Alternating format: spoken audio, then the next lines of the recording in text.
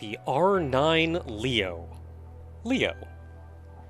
The offensive capabilities of this fighter's bit device have been drastically altered. The bit can fire the same laser as the Force. The wave cannon's output had to be lowered in order to increase the bit's firepower. It has the standard wave cannon prototype, which is not a very powerful wave cannon, and the Leo Force, which is a shockingly good force. The specialized Cybit is capable of shooting lasers. All laser technology developed to that point was applied in producing the bits. So the main draw of the R9 Leo is the Cybit. This, of course, is the ship from R-Type Leo, which the Cybit is large, so it's good defensively, and it shoots out a very powerful laser. Stage 6.0. So I mentioned before that the previous stage, Stage 5, gave you the option to go to Stage 6.0, 6.1, or 6.2. So we are starting off in 6.0 for our final arc.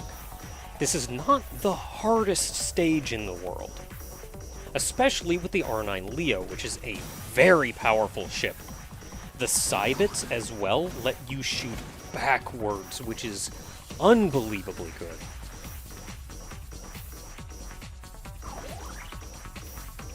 These rotating things have 3 or 4 different types of organisms inside. The large blue one, if destroyed, will kill everything in that circle.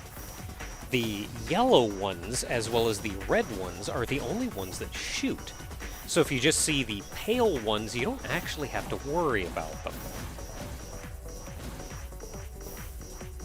I do quite like this stage.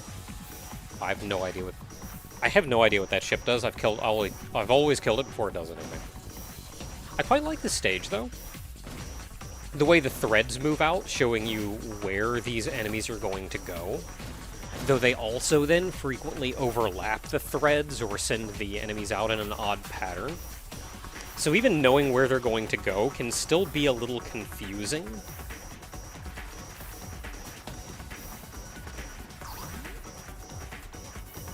And then once they're done, the thread goes away, so you know I don't have to worry about those anymore.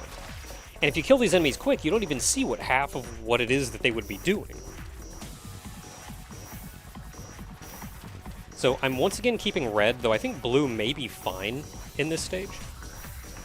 But I'm keeping red because I want that high direct damage into these circles to be able to pinpoint exactly what it is that I want to hit.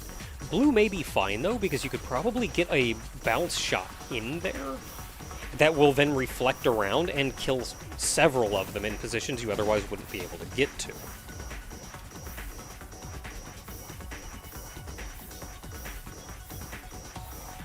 Sometimes you can get to the blue one, and sometimes you can't.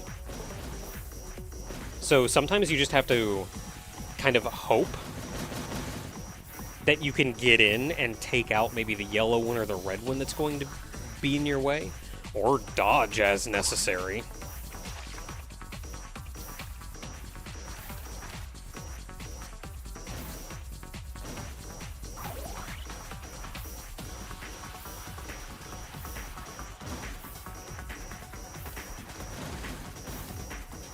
It helps also just don't go in there if you don't have to. But also don't be afraid to get in there and mix it up. You may have to at some point. Just don't be reckless.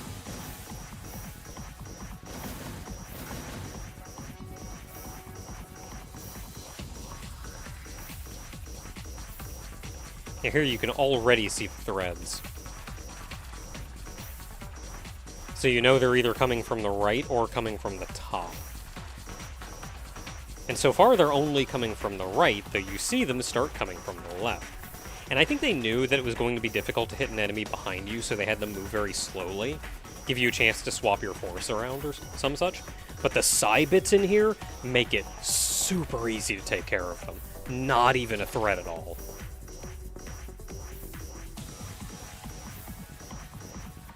The Cybits and the OF bits in this game are both very powerful.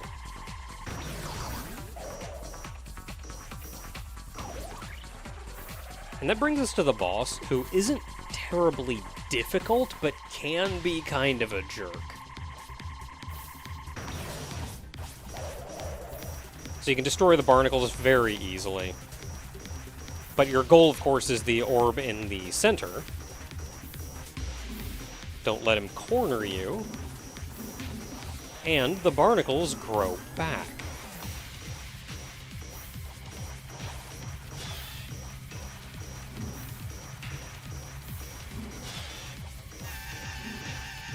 So as the pattern goes on, eventually he starts spinning around. And you are going to have to move around the boss in certain ways in order to stay safe. One of the most important things to keep in mind, though, is that while the barnacles are growing back, they cannot be destroyed.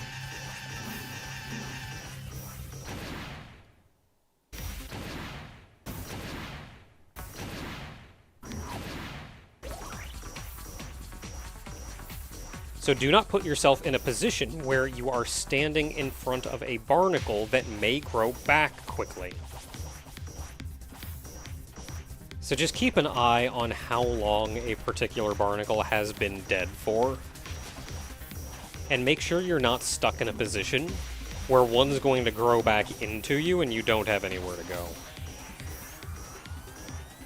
If you want to, you can even hit this boss in the back. And the way he spins around, sometimes you end up doing that.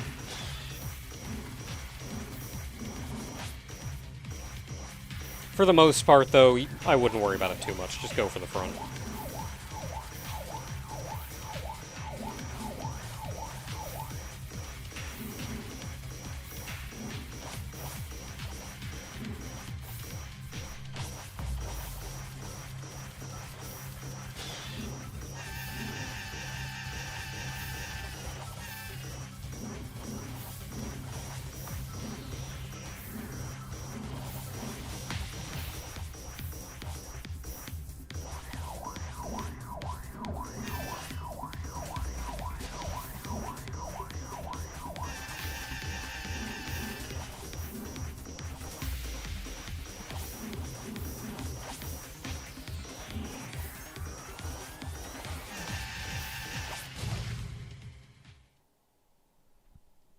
And that's the boss.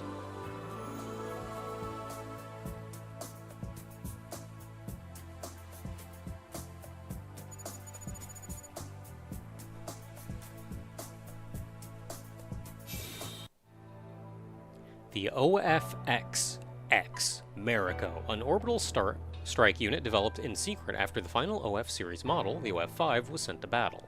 It can be mounted with any of the weapons developed by the orbital strike units.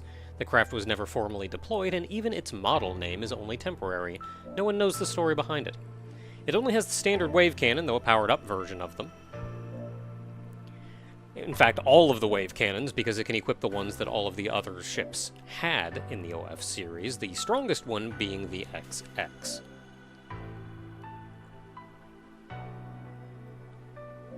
It can also equip all of the forces of the OF series, though the one made specifically for this one is the OF Force Minus. These are all of the ships from Image Fight, all of the weapons and lasers from Image Fight.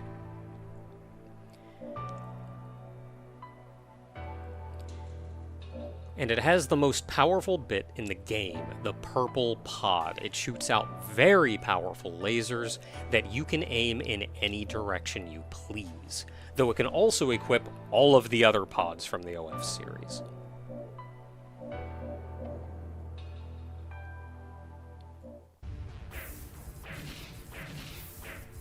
Stage 7. This is the stage immediately following after you complete Stage 6, and is going to be your final stage on this route. The Ship Graveyard. This is a very R-Type final stage, I feel, because it's a very slow-paced stage. There are only a choice few places in this stage that are actually dangerous. This makes it more of a battle of attrition, because you know when you die, it's going to be 5 minutes before you get back there again. I like the idea of this stage, though, because that's an R unit down there, being controlled or piloted or whatever by the large purple mass that whenever it goes through one of these large piles of junk comes out even larger. And that is even a force on its back. You are going to want to pile those down and destroy them, because if you don't, they eventually start shooting out beams, as a force do. You can see the other R units, fitting of an R graveyard. See the other R units stuck in these little dangle bits off the ceiling. Those are going to be one of the bigger threats in here. Their shots are very good at slipping between your bits and force. And I think the force from the OF series is just inherently smaller. Like, I've seen shots slip through that I don't feel like should have.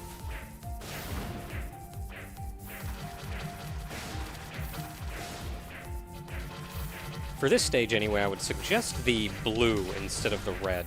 Even though you do need to power down the R units, in which case red would be useful, there's just so much junk and weak little crap around that having a good screen clear is very helpful. And this is where the purple bits help as well.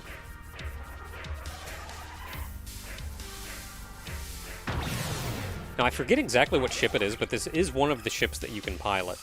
It even has its, the same charge shot, which is the diffusion wave cannon. And I'd be willing to bet that the forces shoot out the same beams as the force that it uses, which is the honeycomb force, I think.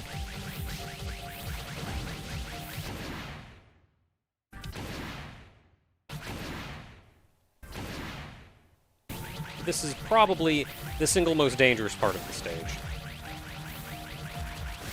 Weirdly enough, the safest part is actually in the lower right-hand corner of the screen, right in front of the ships. Because it gives you a chance to kind of get in their face and take them out before they can do anything too terrible. And when they do shoot out, they're shooting straight horizontal at you, which means they're actually going to get blocked by your force. Keep in mind, you do still want to destroy the forces that are on this thing's back.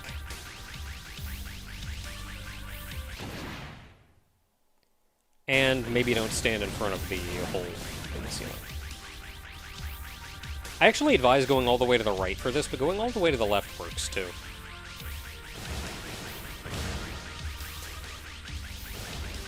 And yes, if it's not obvious, the suction things do actually suck your ship in, making it a bit harder to control to get around. I also kind of like the idea that this ship, it feels like there's still something inherently good about it. Like, it's trying. It's doing its best, given that it's doing its best given that it has been taken over by the Bido. And what we learned in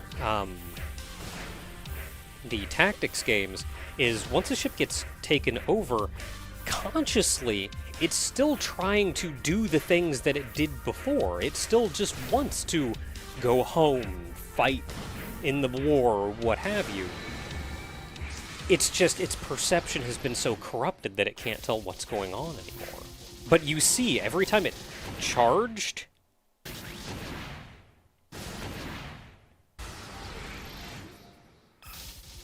was when a group of enemies was coming by. This is a real dangerous fight. Put your force on your back. That'll help defend you from all the crap getting sucked in from the left that you're not going to be able to see coming. And as soon as you can destroy even one of the suction cups on this thing, you are going to be way safer.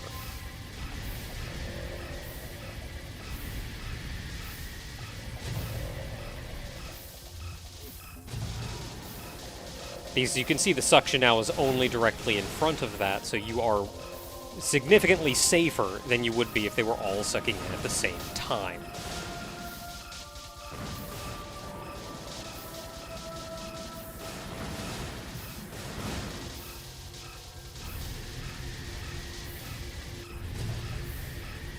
Okay, with the bottom one done, we can play it safe and stay on the bottom. And out comes... Oh, it wants our force.